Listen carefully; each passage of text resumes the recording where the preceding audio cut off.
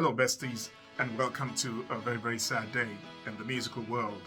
Today, we remember a genius, a musical savant, a troubled soul who gave the world beauty through sound. Today, we lost Brian Wilson, the co-founder of the Beach Boys, at the age of 82. A very sad day. We send our condolences to his family. Brian Wilson wasn't just the heartbeat of the Beach Boys. It was its soul, and you couldn't think of Brian Wilson or the Beach Boys without thinking of the other. Those two, it was just like it was like your ligament attached to a part of your body. I'm gonna try, in my own small way, to give this great man a great tribute and a great send-off today. I'll be reacting to some of his classic songs, and together we will be looking back at some of the joy that he gave to us. So the song I'm going to start with today is a song called Wouldn't It Be Nice? Let's go check it out.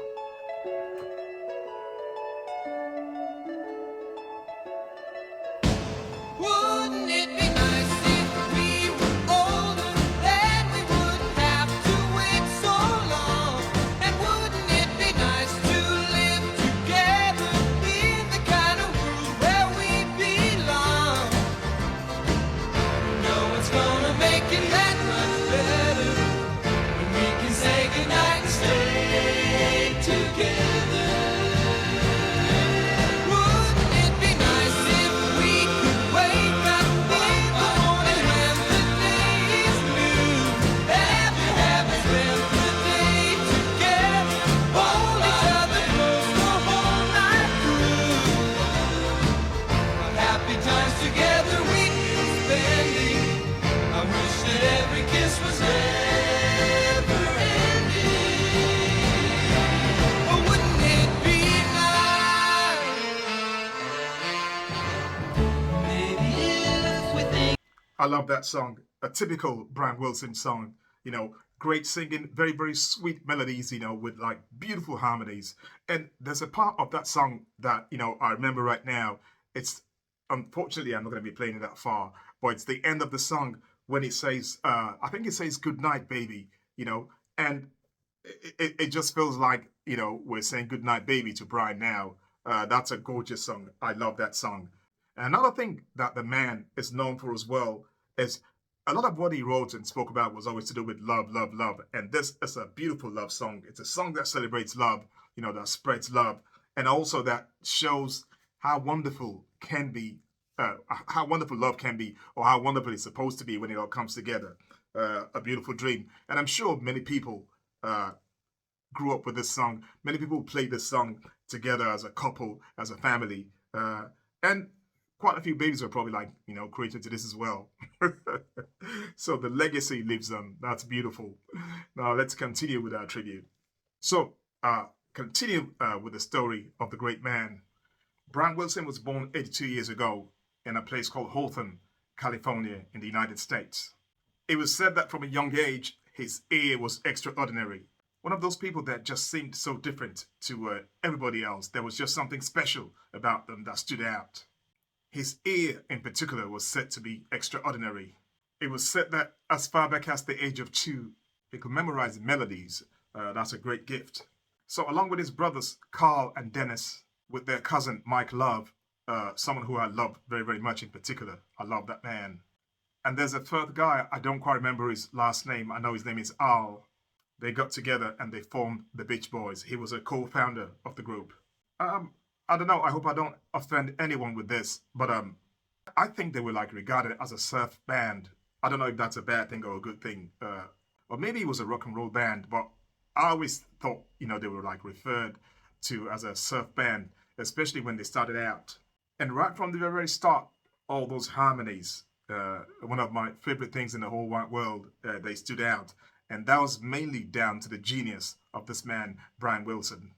So they had some early hits, songs like Surfing USA, Fun.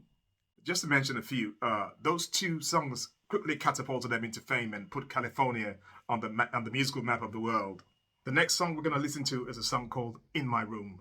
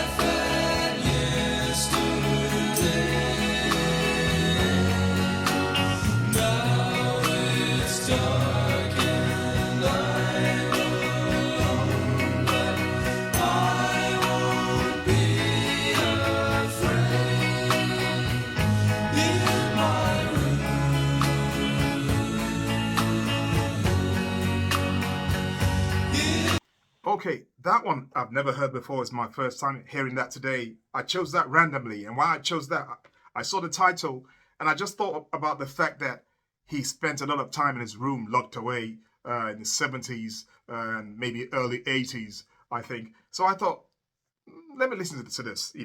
And from what I can hear, that was like done in the 60s as well.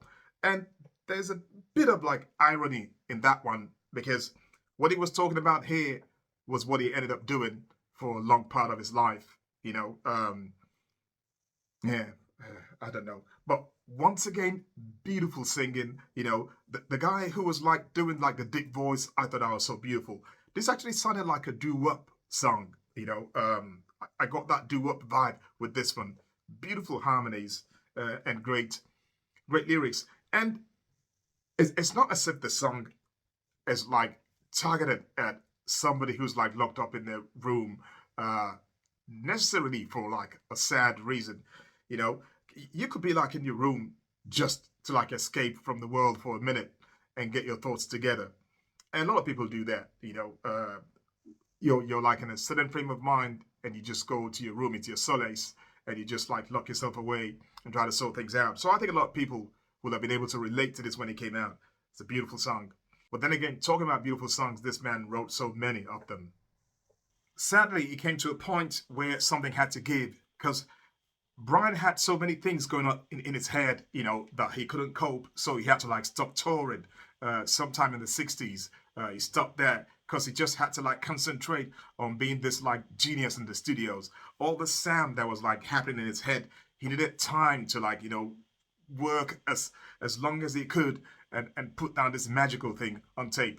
And very, very soon, the world was hit with something that I never saw coming. So, what came out of this? The Pet Sounds, one of the greatest albums ever made. This album was so great that I left the Beatles scratching their heads, thinking, what the hell has this guy come up with?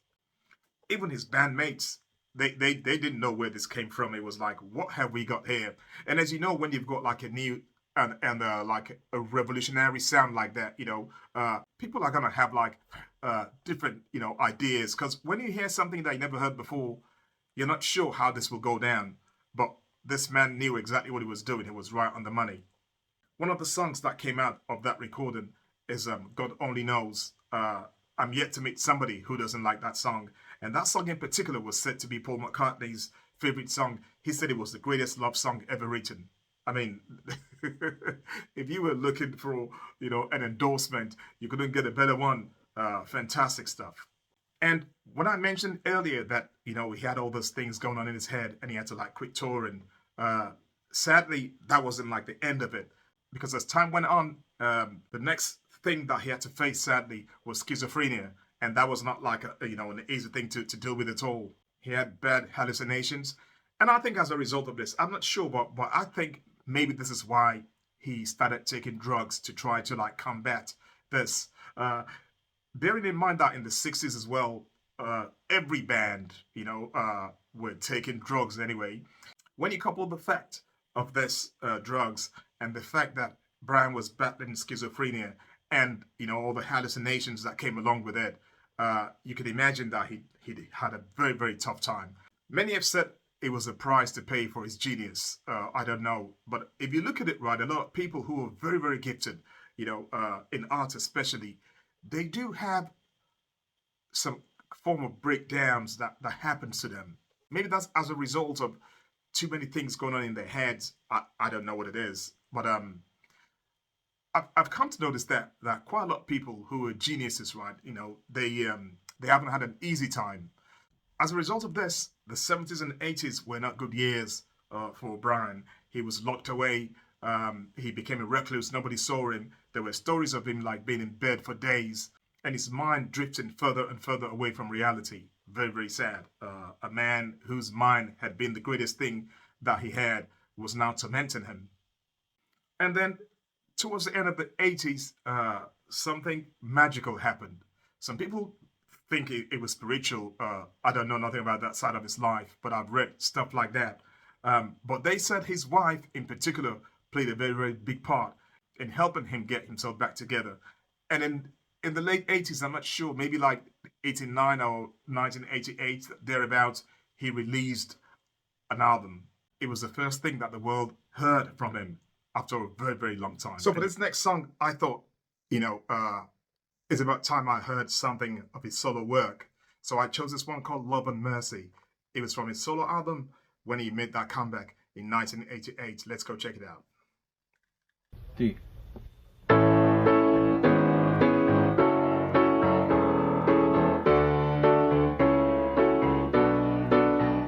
I was sitting in a crummy movie with my hands on my chin. Oh, the violence that occurred seemed like we never win. Love and mercy, that's what you need tonight. So, love and mercy to you and your friends tonight. I was lying in my room and the news came on TV. A lot of people out there hurting and it really scares me. Love and mercy, that's what you need tonight.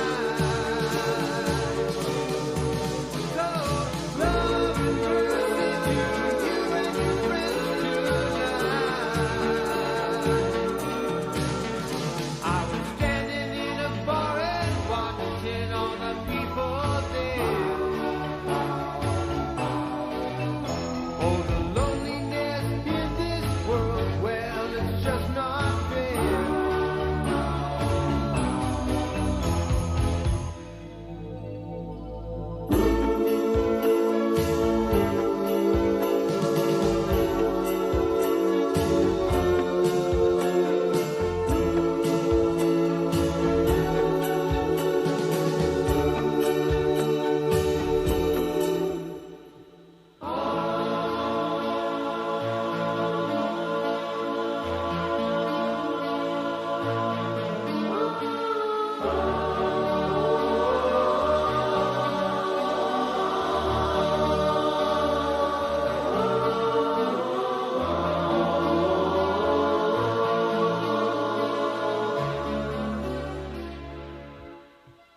Hey, love and mercy, that's what you need.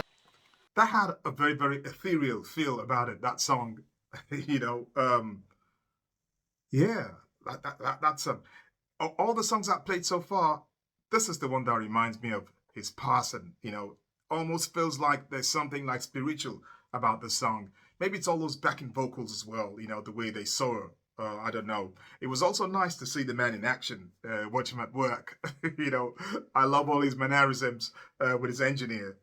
Fantastic stuff. And the story got better and better because he now spent time from that period of time. He started touring, and it was like all the plaudits that he was supposed to have enjoyed in the late 60s and 70s. He was now getting all those plaudits now. He was living his life. He was enjoying himself, doing shows with a big smile on his face. Honors such as the Rock and Roll Hall of Fame, Grammy honors, the Kennedy Center honors, they all came along, and he fully deserved it.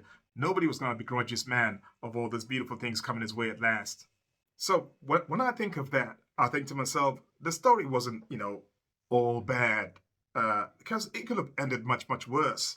Imagine from the 70s or from the late 60s that he was just like locked up and nobody heard again from him, and maybe even passed or something. But this man, from the 60s to now, that was like over 50 years ago. He battled till then, till today, and he wasn't just like living to exist. He was actually living his life and doing what he enjoyed, making music, playing to people, and as I said earlier, getting the plaudits that he deserved, getting his flowers while he was alive. It wasn't like he passed away and everybody was like saying how great he was and giving him all this like post awards and honors. He was actually there to receive them, and that's a fantastic and very, very pleasing thing to know. Now, the next song, maybe you might have heard it before. It's a little song called God Only Knows.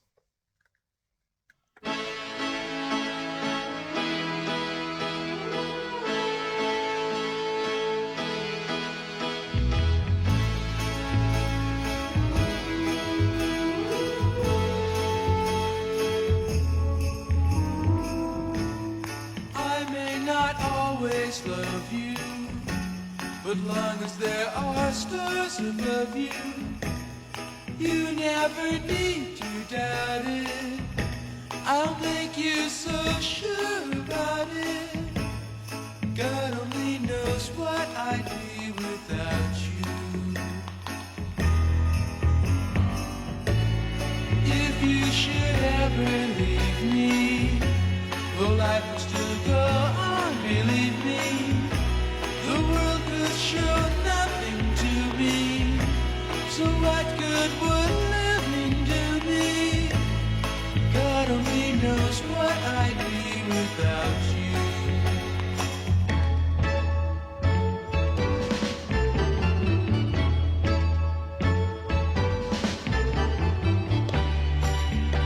Every time I hear that song, it just astounds me. I swear, so many things astounds me about that song. Now, bear in mind, this was in the 60s.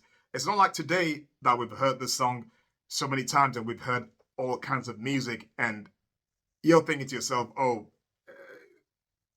it sounds different, but we've heard so many things. Back then, imagine how unusual this must have been on the radio when it popped out at you. Number one, the way he sings it is so different. The harmonies are like spine tingling. Then he's got some sounds that you're thinking to yourself, what is that?